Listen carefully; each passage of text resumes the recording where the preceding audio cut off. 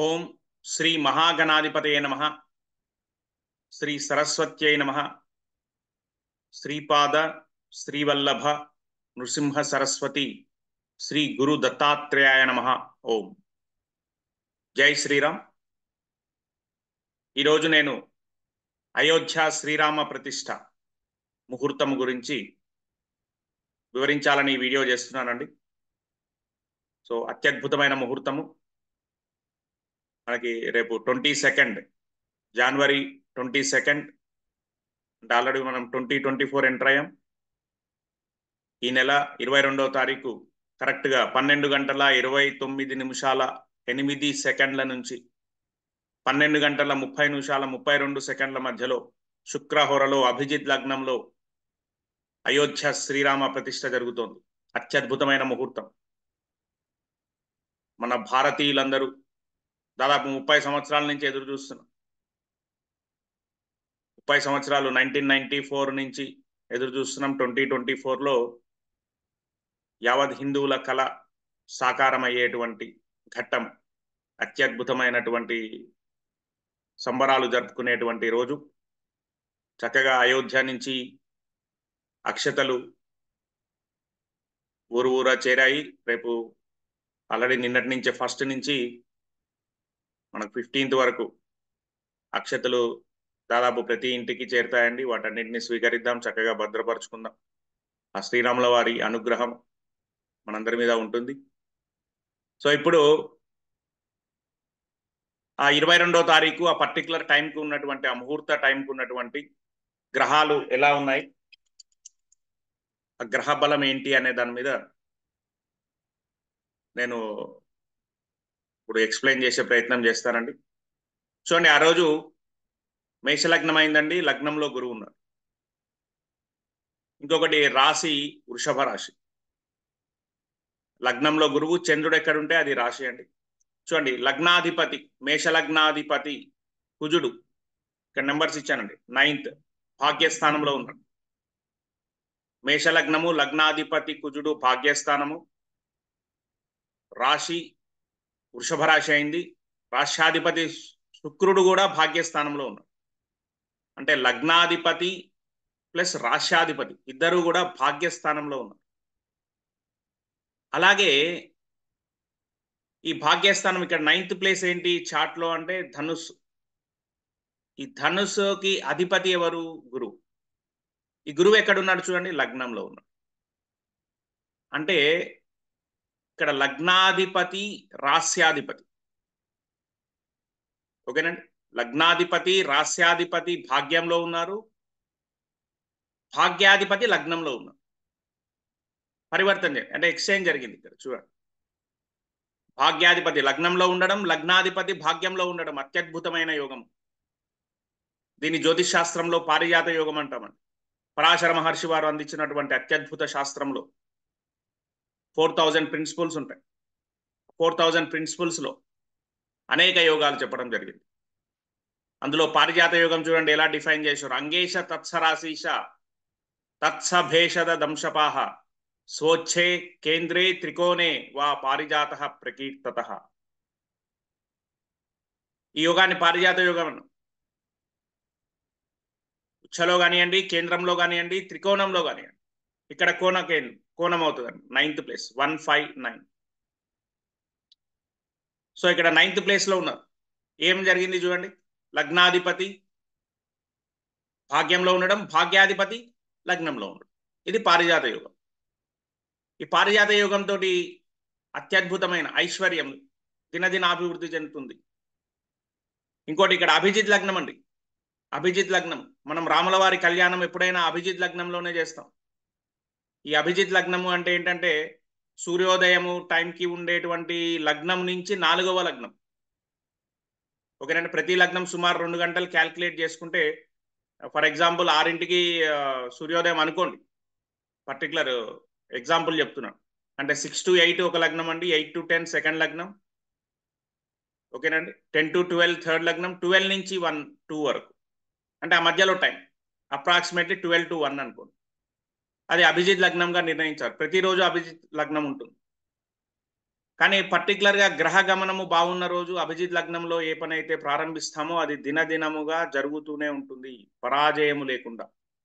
అందుకే చూడండి, రాముల వారి కళ్యాణం భద్రాచలంలో ప్రారంభించినటువంటి 100 సంవత్సరాల క్రితం ఇప్పటి వరకు ఊరు కూడా ప్రతి ఊరిలో, ప్రతి ఇంట్లో, ప్రతి వాడలో జరుగుతోంది. రాముల వారి కళ్యాణానికి చాలా మంది అటెండ్ అవుతాం, మనందరికీ తెలుసు. ప్రత్యక్షంగా వెళ్ళలేకపోయినా టీవీలో లైవ్, భద్రాచలం లైవ్. ఇప్పుడు ఊరు ప్లస్ హైదరాబాదే తీసుకోండి, ప్రతి టెంపుల్లో ఆ రోజు రామాలయం రామాలయంలో కానివ్వండి, ఎలాంటి టెంపుల్ అయినా ప్రతి టెంపుల్లో శ్రీరాముల వారి కళ్యాణం జరుపుతారు. అంతేకాకుండా ప్రతి గుళ్ళోనే కాకుండా ప్రతి వాడలో, ప్రతి కాలనీస్లో, చాలా కాలనీస్లో రాముల వారి కళ్యాణం జరిపిస్తూ ఉంటారు, అత్యద్భుతంగా సెలబ్రేట్ చేస్తుంటారు. అది అభిజిత్ లగ్నం యొక్క గొప్పదనం. అంటే ఆ లగ్నానికి ప్రారంభించినట్టు పని ముందుకు పోతూనే ఉంటుందండి. ఓకేనండి. నెక్స్ట్ అలాగే చూడండి, ఇక్కడ పారిజాత యోగం ఎక్స్ప్లెయిన్ చేశాం. ఐశ్వర్యాభివృద్ధి ఎదురు ఉండదండి. పారిజాత యోగంలో ఏ పని ప్రారంభించినా ఎదురు ఉండదు, అంటే పరాజయం అనేది ఉండదు. ఇంకోటి లగ్నంలో గురువు అండి, ఎక్స్పాన్షన్. గురువు ఎక్కడ ఉంటే ఆ భావాన్ని ఎక్స్పాండ్ చేస్తాడు. లగ్నంలో గురువు ఉన్నాడు, ఏంటి మెయిన్ కాన్సెప్ట్? టెంపుల్. చక్కగా అయోధ్య రామాలయము రేపు ప్రపంచంలో నెంబర్ 1 స్థానానికి వెళ్తుంది. శ్రీరాముడు ఆల్వేస్ నెంబర్ 1 అండి. అంటే మనం వ్యవహారిక క్యాలిక్యులేషన్లో చెప్తున్నాను. అత్యద్భుతమైనటువంటి ఐశ్వర్యము మనకి దినదిన అభివృద్ధి చెందుతుంది అక్కడ. అంతేకాకుండా చూడండి, 9 భాగ్యస్థానం, పితృస్థానం. రాముల వారు వాక్య పరిపాలకుడు, మనందరికీ తెలుసు. రామో విగ్రహాన్ ధర్మ. రాముల వారు పితృవాక్య పరిపాలకుడు. 9 పితృస్థానం కూడా చూడండి. పారిజాత యోగం 9వ స్థానం నుంచి రావడం ఇంకొక అత్యద్భుతమైనటువంటి సన్నివేశం ఇక్కడ. ఇంకోటి, చంద్రుడు వృషభ రాశి ఉచ్చలో ఉన్నాడు. చంద్రుడికి రాముల వారికి కనెక్షన్ ఏంటి? కర్కాటక లగ్నంలోనే రాముల వారు జన్మించింది. కర్కాటక రాశ్యాధిపతి చంద్రుడు. ఆయన ఉచ్చ స్థానం ఎక్కడ చూడండి, ఈ లగ్నంలో చంద్రుడు ఉచ్చ స్థానంలో ఉన్నాడు. అవునండి. త్రేతాయుగం అండి రామాయణం. అంటే కృష్ణుడి కంటే ముందు రాముల వారు, రామావతారం తర్వాత కృష్ణావతారం. అంటే కృష్ణావతారం కంటే ముందు, అప్పుడే రాముల వారు జన్మించినప్పుడు మనకి వాల్మీకి మహర్షి గ్రహ గమనాన్ని చెప్పారు. ఏ లగ్నంలో రాముల వారు జన్మించారు రామాయణంలో ఉన్నది. అంటే చూడండి, ఇప్పటి నుంచి మన భారతీయ విజ్ఞానం ఎంత గొప్పదో అర్థమవుతుంది. గ్రహ గమనాన్ని బట్టి చక్కగా, అంటే రాముల వారు పుట్టినప్పుడు గ్రహాలు ఎలాంటి స్థితిలో ఉన్నాయి, కర్కాటక లగ్నం అనేది చక్కగా వాల్మీకి వారు వివరిస్తారు రామాయణం. ఓకేనండి. అంత గొప్ప శాస్త్రము, మనం అంత భారతీయులం, అంత గొప్ప విజ్ఞానవంతులం అనేది ఈ జనరేషన్ కూడా గుర్తించి కాన్ఫిడెన్స్తో ముందుకెళ్ళాలి. అప్పుడే భారతదేశం నెంబర్ 1 పొజిషన్కి వెళ్తుంది.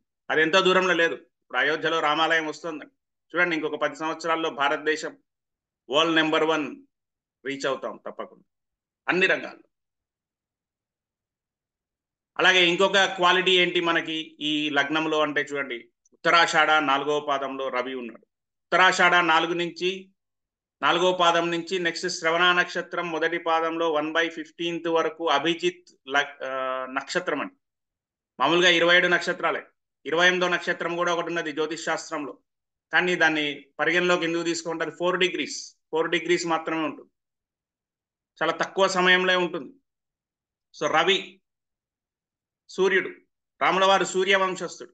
ఉత్తరాషాఢ 4 ఉంటే కనెక్షన్ అభిజిత్ నక్షత్రానికి వచ్చేసినట్టే. అంటే అభిజిత్ నక్షత్రం కూడా ఉంది. అభిజిత్ నక్షత్రము, అభిజిత్ లగ్నము, పరాజయం అనేది ఉండదు. కార్యక్రమం ముందుకు వెళ్ళడమే తప్పితే వెనక వచ్చే సమస్య ఉండదు. అంత గొప్పటువంటి నక్షత్రం కూడా, అభిజిత్ నక్షత్రం కూడా ఇన్వాల్వ్ అయింది.